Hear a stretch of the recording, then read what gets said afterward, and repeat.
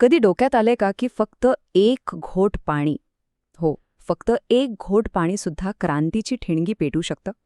1927 साली महाड नावाच्या एका गावात अगदी हेच घडलं. चला तर मग उघडूया इतिहासाचं ते पान आणि जाणून घेऊया त्या दिवसाची गोष्ट. जरा कल्पना करा, रणरणतं ऊन आहे, तहानेने जीव व्याकुळ झालाय आणि समोरच एक पाण्याने काठोकाठ भरलेला तलाव आहे. पण त्या पाण्याला हात लावायची सुद्धा परवानगी नाही. हे काही काल्पनिक चित्र नाहीये, हे होतं 1927 मधलं लाखो भारतीयांचं एक कटू वास्तव. म्हणजे बघा, पाणी हे तेव्हा फक्त जीवन नव्हतं, तर ते जुलमाचं आणि अपमानाचं एक प्रतीक बनलं होतं. पण अशी परिस्थिती होतीच का? याचं कारण होतं समाजामध्ये उभ्या असलेल्या काही न दिसणाऱ्या भिंती. पण त्या दगडाच्या भिंतींपेक्षाही जास्त मजबूत होत्या. या भिंतींनी माणसाला माणसापासून तोडून ठेवलं होतं. आणि त्या भिंतीचं नाव होतं अस्पृश्यता. आपल्याला वाटतं की अस्पृश्यता म्हणजे फक्त कोणाला तरी न शिवणं, पण नाही, ही एक भयंकर क्रूर व्यवस्था होती, जिने एका मोठ्या समाजाला त्यांचे माणूस म्हणून असलेले हक्कच नाकारले होते.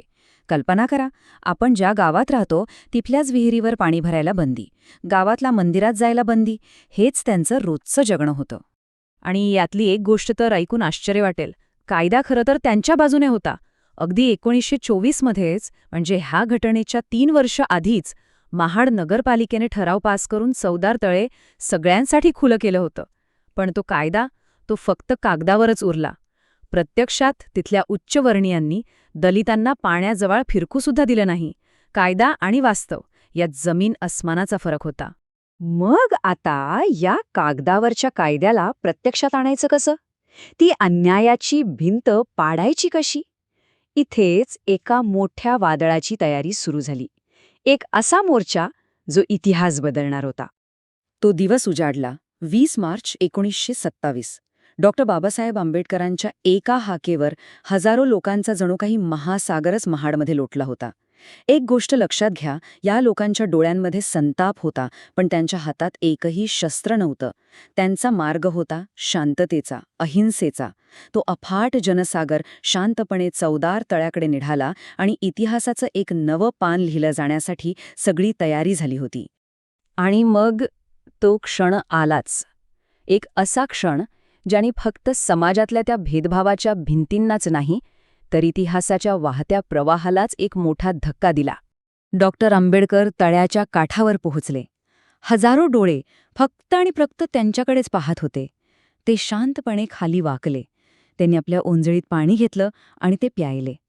तो फक्त एक पाण्याचा घोट नव्हता, तो होता शतकानुशतकांच्या गुलामगिरीवर केलेला एक थेट प्रहार. हो, तो पाण्याचा घोट नव्हता, ती होती समानतेची एक गर्जना. त्या एका कृतीतून बाबासाहेबांनी एक स्पष्ट संदेश दिला की निसर्गाने दिलेल्या गोष्टींवर, म्हणजे पाणी, हवा, जमीन, यावर कोणा एका वर्गाची मालकी असूच शकत नाही. त्यावर सगळ्यांचा, अगदी सगळ्यांचा समान हक्क आहे. पण या क्रांतिकारी घटनेनंतर पुढे काय झालं?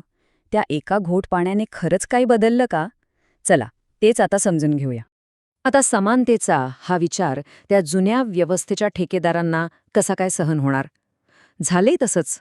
लगेचच हिंसक प्रतिक्रिया उमटली. सत्याग्रहींवर, दलित समाजावर हल्ले झाले.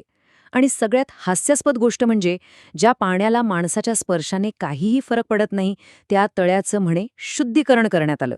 यावरूनच एक गोष्ट तर अगदी स्पष्ट होते की हा लढा पाण्याबद्दल नव्हताच, तो होता त्या विषारी मानसिकतेविरोधात. म्हणूनच हे पुन्हा पुन्हा लक्षात ठेवणं महत्त्वाचं आहे की महाडचा सत्याग्रह हा फक्त पाण्याचा संघर्ष नव्हता, तो होता प्रत्येक माणसाच्या आत्मसन्मानासाठी, त्याच्या माणूस म्हणून जगण्याच्या हक्कासाठी. तो होता अस्पृश्यतेच्या विचारधारेला मुळापासून उखडून टाकण्यासाठी. ही लढाई खऱ्या अर्थाने मानवतेची होती. आणि शेवटी महाडचा सत्याग्रह आपल्या सगळ्यांसमोर एक मोठा प्रश्न उभा करतो. एखादी साधीशी वाटणारी गोष्ट क्रांती कधी बनते? तर जेव्हा ती अन्यायाविरुद्धचा एक बुलंद आवाज बनते, जेव्हा ती हजारो लाखो लोकांना प्रेरणा देते, आणि हो, जेव्हा ती येणाऱ्या पिढ्यांसाठी एक नवा, समानतेचा रस्ता तयार करते. आज आपल्या आजूबाजूला पाहिलं तर अशा कोणत्या साध्या कृती दिसतात ज्यात क्रांती घडवण्याची ताकद आहे? जरा विचार करून पाहण्यासारखं आहे, नाही का?